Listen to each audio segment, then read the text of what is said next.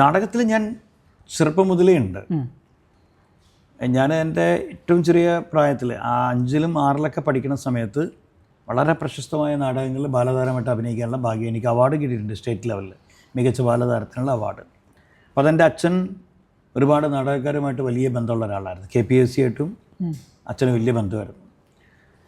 അപ്പോൾ ഞാനിങ്ങനെ നന്നായിട്ട് സ്കൂളിലൊക്കെ പെർഫോം ചെയ്യുമെന്ന് കണ്ട അച്ഛൻ പല സംവിധായകരെടുത്തും എൻ്റെ മകൻ അത്യാവശ്യം അഭിനയിക്കും, അവനെ നാടകത്തിലൊക്കെ വല്ല ബാലതാരത്തിൻ്റെ വേഷം ഉണ്ടെങ്കിൽ കൊടുക്കണം. അങ്ങനെ ഒരു നാടകത്തിൽ അഭിനയിച്ച് കഴിഞ്ഞപ്പോഴേക്ക് പിന്നെ ഇങ്ങനെ അവസരങ്ങൾ കിട്ടാൻ തുടങ്ങി. അങ്ങനെ ഒരു 4-5 നാടകങ്ങളിൽ ഞാൻ ബാലതാരമായിട്ട് അഭിനയിച്ചു. അപ്പം അന്ന് എനിക്ക് നാടകത്തോട് ഭയങ്കര ക്രേസാണ്. അപ്പം അന്നൊക്കെ എൻ്റെ കൂടെ അഭിനയിക്കുന്ന നമ്മുടെ സുധീഷിൻ്റെ അച്ഛൻ, നടൻ സുധീഷിൻ്റെ അച്ഛൻ സുധാകരേട്ടൻ്റെ പേരക്കുട്ടിയായിട്ടൊക്കെ ഞാൻ അഭിനയിച്ചൊരു നാടകമുണ്ട്.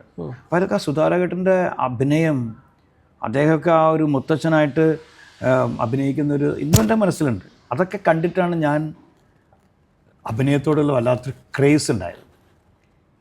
പിന്നെ അത് സ്കൂൾ നാടകങ്ങൾ 10ാം ക്ലാസ്സൊക്കെ എത്തിയപ്പോഴേക്ക് ഞാൻ തന്നെ നാടകങ്ങൾ ഡയറക്റ്റ് ചെയ്യുക, മറ്റുള്ള കുട്ടികളെ വിളിച്ചു വരിക. എനിക്കറിയാം, കാരണം എനിക്കിങ്ങനെ ഒരു അനുഭവ സമ്പത്തുണ്ടല്ലോ.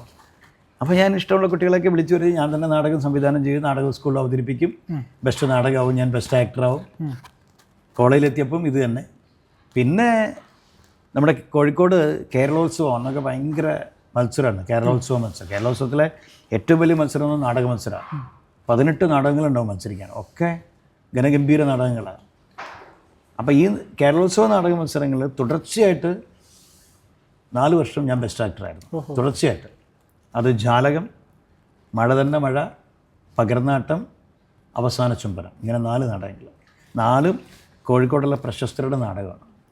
അപ്പോൾ അതൊക്കെ നമുക്ക് ഭയങ്കര മോട്ടിവേഷൻ ഉണ്ടാക്കിയായിരുന്നു. 4 വർഷമൊക്കെ തുടർച്ചയായിട്ട് നമുക്ക് ബെസ്റ്റ് ആക്ടർ കിട്ടുകയെന്ന് പറയുമ്പോൾ അത് വലിയൊരു എന്തൊരു ദൈവ ഇതാണ് എന്ന് മനസ്സിലാക്കി നാടകം ലഹരിയായി. പിന്നെ അങ്ങനെ പല സ്ഥലങ്ങളിലും നാടകങ്ങൾ അഭിനയിക്കാൻ പോയി. നാടക പരിശീലന കളരി സംഘടിപ്പിക്കും, കുട്ടികളെ പഠിപ്പിക്കുന്ന നാടകം, അങ്ങനെയായി. പിന്നെ നാടകത്തിൽ നിന്ന് വരുമാനം കുറഞ്ഞു വന്നൊരു സമയത്താണ് മിമിക്രിയെക്കുറിച്ച് ചിന്തിക്കുന്നത്. മിമിക്രിയിലും എനിക്ക് ഒരുപാട് സമ്മാനങ്ങൾ കിട്ടിയിട്ടുണ്ട്, മോണോ ആക്ടിലും മിമിക്രിയിൽ. അപ്പോൾ എന്തുകൊണ്ടൊരു മിമിക്സ് ട്രൂപ്പ് തുടങ്ങിക്കൂടാ? അന്നൊക്കെ കൊച്ചിയിലാണ് മിമിക്രി, കലാഭവൻ, അങ്ങനെയുള്ള കുറേ.